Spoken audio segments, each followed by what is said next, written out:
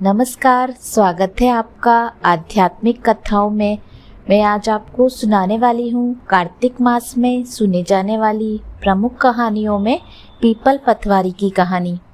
एक गुजरी थी, उसने अपनी बहू से कहा कि तू दूध दही बेच कर आ।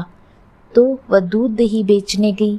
कार्तिक का महीना था, वहाँ सभी औरतें पीपल सींचने आती, तो वह भी बैठ गई और औरतों से पूछने लगी कि तुम क्या कर रही हो। तो औरतें बोली कि हम तो पीपल पतवारी सींच रही हैं। तो उसने पूछा, इससे क्या होता है? औरतों ने जवाब दिया कि इसके करने से अन्न धन की प्राप्ति होती है, वर्षों का बिछड़ा हुआ पति मिलता है। तो उस गुजरी ने कहा कि तुम तो पानी से सींच रही हो, मैं दूध दही से सींचूंगी। और वह बेचने के दूध दही से पतवारी सींचती थी। उसकी सास रोज कहती कि तू दही दूध बेचकर पैसे लाकर दे। तो उसने कहा, जब कार्तिक का महीना पूरा हो जाएगा तब लाकर दूंगी। इस तरह करते करते कार्तिक का महीना भी पूरा हो गया। पूर्णिमा के दिन गुजरी की बहू पीपल पतवारी के पास धरना देकर बैठ गई। पीपल पतवारी ने पूछा, तू यहाँ क्यों बैठी है? तब उसने कहा, मेरी सास दूध दही के पैसे मांगेगी।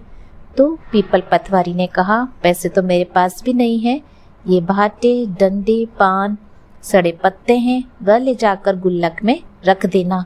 बहू ने वैसा ही किया। सास ने पूछा, पैसे लाई? तो गुजरी ने कहा कि मैंने पैसे गुल्लक में रख दिए। बहू कपड़ा ओढ़कर मुंह पर सो गई। सास ने देखा गुल्लक खोलकर, तो सास देखती रह गई। उसमें हीरे मोती जगमगा रहे हैं, पत्तों का धन बन गया। सास बोली, बहू इतना धन कहाँ से लाई हो? तब बहू ने आकर सास को पूरी बात बता दी।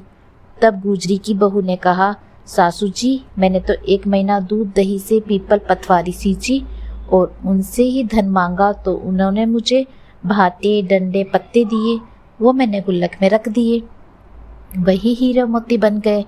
तब सास ने कहा कि अब की बार मैं भी पतवारी सींचूंगी।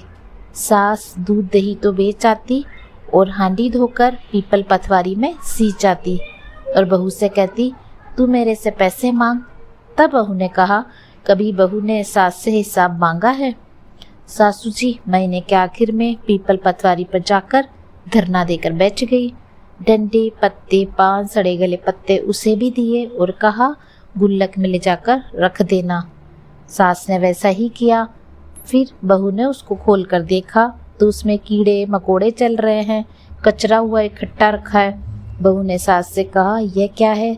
तो सास देखती रह गई और पीपल पतवारी ने, तेरे को तो धन दिया और मुझे कीड़े मकोड़े दिए। पीपल पतवारी बोली कि बहू तो निस्वार्थ सींचती थी, सासू जी धन की भूख से सींचती थी।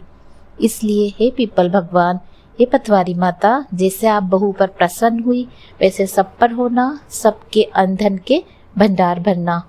आप अंत तक हमारे कहानी में बने रहे, इसके लिए धन्यवाद। इसी तरह की अन्य कहानियाँ सुनने के लिए आप हमारे चैनल से जुड़े रहिए और सब्सक्राइब अवश्य कीजिए। जय गणेश, धन्यवाद।